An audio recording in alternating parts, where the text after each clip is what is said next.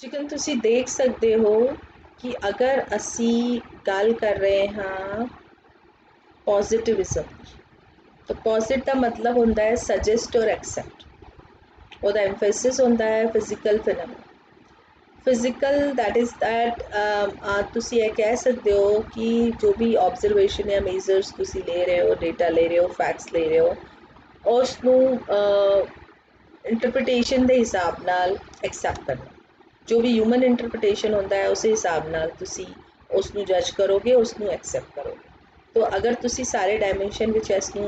देखना चाहते हो तो जिकन एक एग्जाम्पल यह भी हो सकता है कि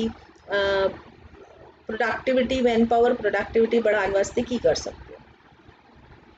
तो जे तुसी अगर इसनूं इस डायमेंशन नूं अगर तुसी ऑन्टोलॉजी एपिस्टेमोलॉजी एक्सोलॉजी और टिपिकल मैथड के हिसाब नाल अगर डायमेंशन फाइनल क्वेश्चन लेकर आओगे तो इहदा ऑन्टोलॉजी कहती है रियल एक्सटर्नल इंडिपेंडेंट। दैट मीनस जड़ा है उसमें एक्सैप्ट जड़ा रियल ट्रू रियलिटी है उसके बेस लेकर करो। एपिस्टेमोलॉजी कहती है कि उसनू एक्सेप्टेबल नॉलेज यानी साइंटिफिक मैथड डेटा कलैक्शन और डिफरेंट ऑब्जरवेशन मैथड के हिसाब नाल उसको फैक्ट नू एनालिसिस करो। एक्सोलॉजी कहती है कि उस रिसर्च का उसको बंदे होना, उसको किसी कवर विच ना बंदो, वैल्यू फ्री रिसर्च होनी चाहिए, उसदे विच इंडिपेंडेंट व्यूज़ होने चाहिए ने और फाइनली वो किसी ऑब्जेक्ट नू डिसाइड करे और उहदे हिसाब नाल मेजर करे, सैंपल नू इकट्ठा करे, स्ट्रक्चर सैंपल नू इकट्ठा करे और क्वांटिटेटिव मैथड के हिसाब नाल डिफरेंट बहुत सारे टूल्स होंदे ने क्वांटिटेटिव मैथड विच और उसनू इंप्लीमेंट करे और फिर एक फाइनल रिसर्च कंक्लूजन निकाले। तो तुसी अपनी सोच नू किसी दायरे विच ना बंद के रियल जो है जो इन्वायरमेंट विच एग्जिस्ट करता है, जो तुहानू दिख रहा है, जो सारिਆਂ ਨੂੰ दिख रहा है, ਉਹਦੇ बाद दूजा नंबर आता है कि तुसी उसनू किस तरह तो साइंटिफिक मैथड के हिसाब नाल ਉਹਦਾ ऑब्जरवेशन निकालते हो, ਉਹਦਾ एक्सेप्टेबिलिटी निकालते हो, नॉलेज इकट्ठा करते हो और उसनू अपनी फ्री सोच के हिसाब नाल ਉਹਦਾ डेटा कलेक्ट करके फाइनल कंक्लूजन ते पहुँचते हो। तो यह कहता है पॉजिटिविज्म। और आप पॉजिटिविज्म के बाद अगला आता है क्रिटिकल रियलिज्म। जो मैं तुहानू दसिया सी क्रिटिकल रियलिज्म की कहता है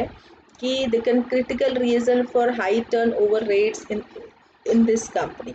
तो अगर तुहानू क्रिटिकल रियल चीज़ां आइडेंटिफाई करना ने तो तुहानू उहदे शैल उहदे सारे जिन्नी कवरिंग है वो सारी कवरिंग्स नू तुहानू बाहर करना पएगा और एक एक कवर के अंदर तुहानू देखना पएगा एक्चुअल रियल फैक्ट की है। तो इंपैरिकल स्टडी जिहड़ा हुंदा है वो कह रहा है events that are actually observed and experienced. सब तो अंदरी शैल होंदी है जो एक्सपीरियंस किया ऑब्जर्व किया, ਉਹਦੀ बाहर दी शैल होंदी है जिहदे विच तुसी मे और मे नॉट विच बड़ा केड़ा सही है केड़ा गलत है ਉਹਦੇ विच तुसी घूम रहे हो। सब तो बाद जो दिखदा है जो बाहर विखदा है वो विखण वाला जो स्ट्रक्चर होंदा है वो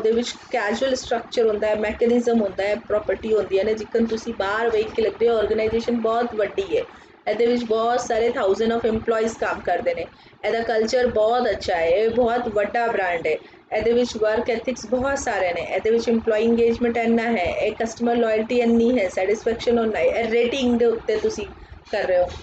कदे ऑर्गेनाइजेशन की रेटिंग देख रहे हो, कदे ब्रांड की रेटिंग जाके देख रहे हो, ऑनलाइन ते जाके तुहानू लग रहा है कि ये ब्रांड तो सब तो चंगा है, AC अगर सानू परचेज करना है तो ओदी रेटिंग तुसी कंपेयर कर रहे हो, लाइकिंग कंपेयर कर रहे हो, कस्टमर फीडबैक देख रहे हो, ये रियल है।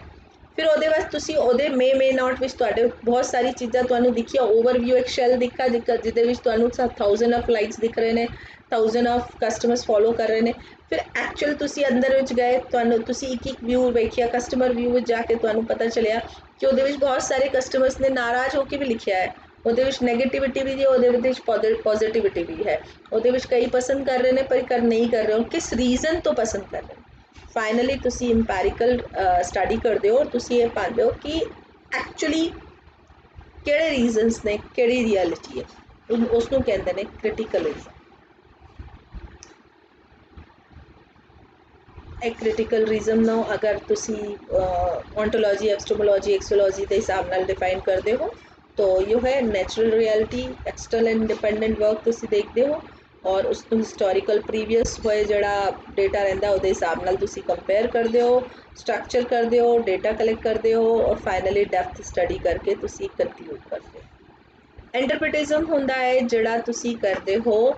ਜਿਕਨ ਲਿਖਿਆ example, how does the university fresh graduates think about career development across different field of study. That मीनस graduate बंदा किवें सोचता है, ਉਹਦੀ ਕਰੀਅਰ ਨੂੰ ਲੈ ਕਰ ਜਿਹੜਾ ਥਾਟ ਪ੍ਰੋਸੈਸ ਹੁੰਦਾ ਹੈ, ਉਹਦਾ ਡਿਵੈਲਪਮੈਂਟ ਹੁੰਦਾ ਹੈ, ਉਹ ਅਲੱਗ-ਅਲੱਗ ਹੁੰਦਾ ਹੈ। ਡੈਫੀਨੇਟਲੀ ਉਹ ਅਲੱਗ-ਅਲੱਗ ਹੁੰਦਾ ਹੈ। ਤੋ ਸਟੂਡੈਂਟਸ ਜਿਹੜੇ ਹੁੰਦੇ ਨੇ ਉਹ ਅਗਰ ਤੁਸੀਂ ਸਿਰਫ ਗ੍ਰੈਜੂਏਟ ਬੋਲ ਰਹੇ ਹੋ, तो ग्रेजुएट में अगर साइंस ग्रेजुएट बंदा होएगा तो अलग तरह सोचेगा, अगर कॉमर्स ग्रेजुएट होएगा तो अलग तरह से सोचेगा, उसकी पाथ भी अलग अलग होएगी, करियर की पाथ भी अलग अलग होएगी, उन्होंने फील्ड भी अलग अलग होएगी। जो तुसी यूनिवर्सिटी के हिसाब नाल अगर सोचोगे तो भी अलग अलग होएगी। तो तुहानू ये इंटरप्रिटेशन विच तुहानू ये चेक करना पाएगा कि तुसी केड़े स्पेसिफिक क्वालिटी ऑफ एनालिसिस विच जाना चाहते हो, किस डायमेंशन ते तुसी एनालिसिस करना चाहते हो। पोस्टरलिज्म कहता है कि तुसी उसनू ट्रूली फैक्ट्स नू तुसी लाइक लैंग्वेज के हिसाब नाल, रिलेशन के हिसाब नाल, पावर के हिसाब नाल अगर तुसी चेक करते हो तो उसनू कहते हैं पोस्ट। पैरागैटमिज्म कहते हैं जिन्होंने जिकन मैं तुहानू ऑलरेडी दसिया कि वो प्रैक्टिकल सोल्यूशन करता है, फाइनल क्वेश्चन लेकर आता है, फाइनल प्रैक्टिकल सोल्यूशन देता है, फाइनल क्वेश्चन लेकर आता है कि तुहाडी रिसर्च का फाइनल क्वेश्चन की है, तुहाडी फाइनल प्रॉब्लम की है। तो उस अगर फाइनल प्रॉब्लम नू तुहानू फाइंड आउट करना होता है तो फिर इस डायमेंशन पे आना।